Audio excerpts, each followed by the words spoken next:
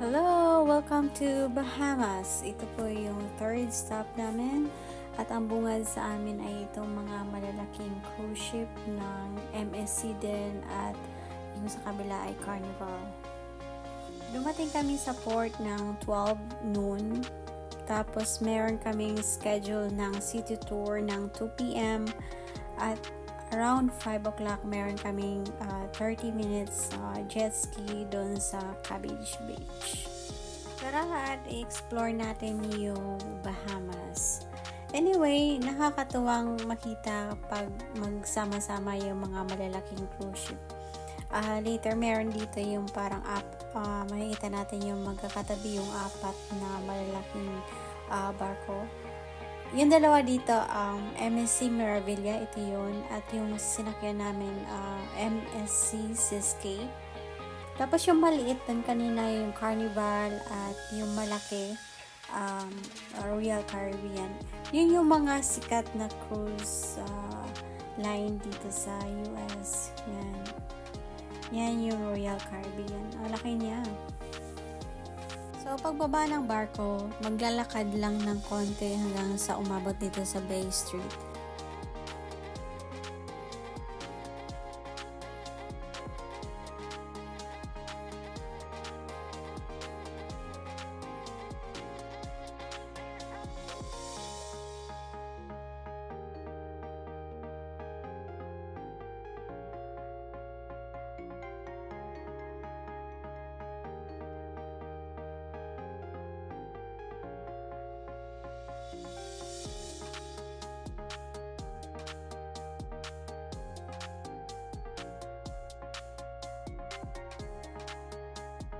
Ito yung bungad ng port nila.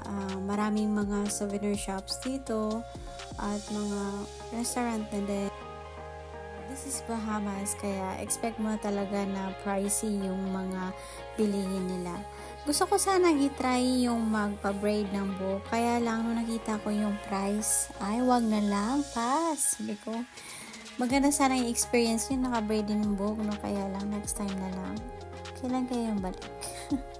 Anyway, kahit wala ka sigurong nakabook na excursion, okay lang. Kasi pwede ka nang mamasyal dito sa mga shops na to. Tsaka, yung stay pala namin dito sa Bahamas is parang 7 hours lang. Kasi nga dumating kami ng 12 noon at kailangan namin makabalik or alis na yung barko ng 7 p.m. So, yeah, very short time. Diba meron kaming 2 p.m. na city tour? Aba, nung tinawagan ko para mag-follow up, sabi ba naman canceled? Aba, sayang yung oras na pag-aantay namin. Knowing na limited nga lang yung stay namin dyan sa Bahamas, diba? Anyway, tinawagan ko yung jet ski operator kung pwede ding mag-early kami kasi 5 yun, no? Kung pwedeng i-early. And good thing na pumayag sila at sinunod nila kami doon sa location kung nasaan kami. So, ito, lakad-lakad muna habang wala pa yung sundo, pampalipas lang ng oras habang nag-aantay. For me, nothing extraordinary sa Bahamas. It's just na siguro na popularize siya dahil na-feature siya sa mga movies. And personally, yung Bahamas kasi popular siya sa mga suspense novels kung nababasa, especially pag merong mga money laundering na involved. Kasi dito pwede kang mga offshore accounts. So, in short, naging popular yung Bahamas sa akin dahil sa nababasa ko siya sa mga novels. Anyway, kasi pag titingnan mo, hindi naman ganun ka sophisticated. Parang mga old buildings nga eh. This is just my opinion. Pero, yeah, Bahamas is a tourist destination. Lalo na siguro dun sa mga nag-escape ng during winter. Kasi dito, mainit siya. Tsaka kung tropical weather yung hanap mo at the same time, beach, well, Bahamas is a destination.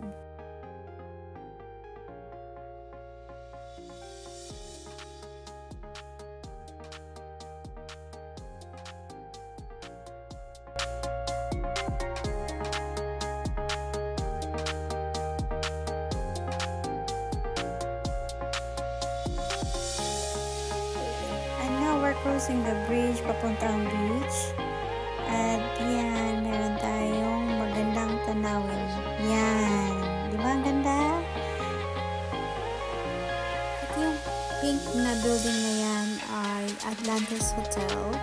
Sikat yan dahil na-feature daw sa James Bond movies at saka isa sa mga location kung saan na-held yung Miss Universe.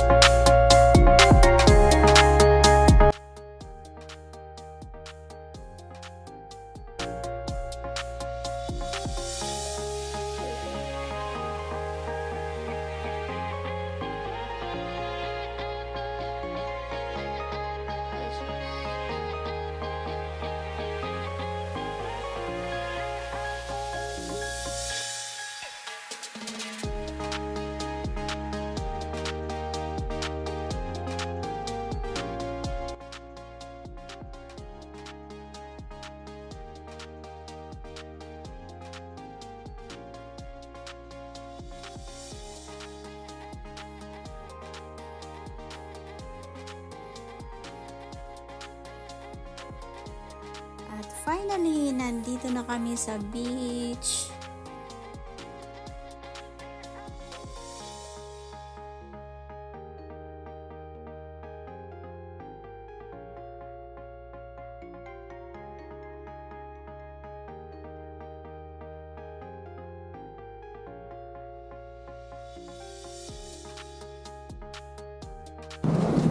So, this is my first time na mag-jet ski. Anyway, yung husband ko is may experience na siya, so alam na niyang mag-drive. So, una parang okay pa. Kaya lang, pansinin niyo mo, bumpy siya, no? Maalon. Kaya parang anxious ako na anytime baka may mangyaring masama. So, every time na mapapalayo kami sa shore, inaano ko siya na bumalik na tayo, parang wag masyadong magpalayo ba. So yun, kung hindi siguro bumpy or hindi siya maalon, siguro hindi ko ma-feel or hindi ako magwo-worry na ma-out of balance at tumagilid kami. Yun ang mga iniisip ko eh. So anyway, 30 minutes yung jet ski dapat. Kaya lang, parang dahil nga siguro anxious ako, yung experience ko is parang matagal na. Kaya nung binalik na namin yung jet ski, maano na siya, nalaman namin na 15 minutes lang pala kaming nagda-drive. So, parang hindi namin nasulit yung bayad namin na 120. Anyway, it's a good experience pa din. Pero siguro next time, tawag dito, mas okay siguro, mas okay ang experience pag hindi siya maalon, lalo na sa mga first timer. Tsaka, hindi din kasi ako marunong lumangoy, kaya siguro isa din yun sa mga parang factor na iniisip ko na something wrong might happen, tapos diba, anyway, yeah, it's a good experience then, and I think gusto ko siyang maulit-ulit, pero hindi sa maalon na dagat. open sea kasi to eh. Kaya later makikita mo, ayan, no, medyo dumilim na kasi parang may storm na paparating, kaya nagtawag na sila dyan na lahat umahon. So yun. Yeah, masarap din magdagat paminsan-minsan.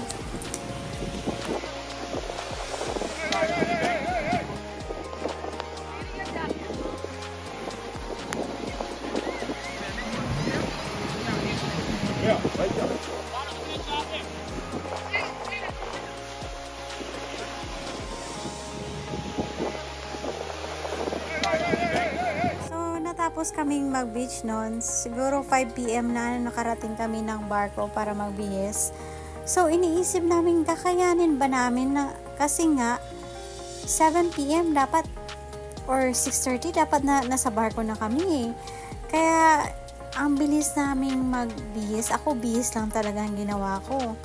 Kasi nga inahabol ko yung oras kasi we don't know kung makakabalik pa kami ng Bahamas, diba? Minsan kasi para sa akin, no, minamaximize ko talaga yung mga place na pwedeng puntahan sa isang lugar. Kasi you'll never know, hindi ka na makabalik. So, parang gusto kong i-beat yung time. So, sabi ko, yeah, tara, try natin. So, tara, pero sa isip ko, pressured ako. Kasi ayaw kong mabalita na naiwan ng cruise ship. Alam mo yun.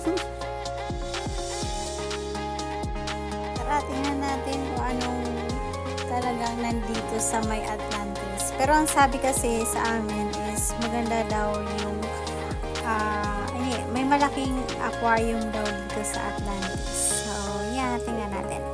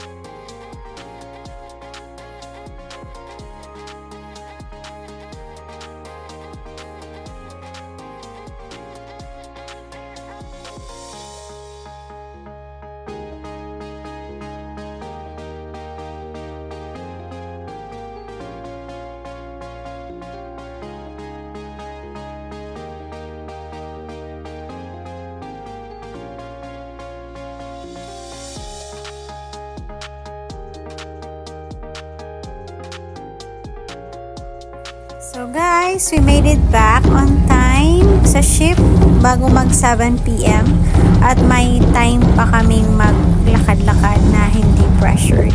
So yan, see you on our next stop, MSC Ocean Cay, part din ng Bahamas, inadapt nilang island. Bye-bye!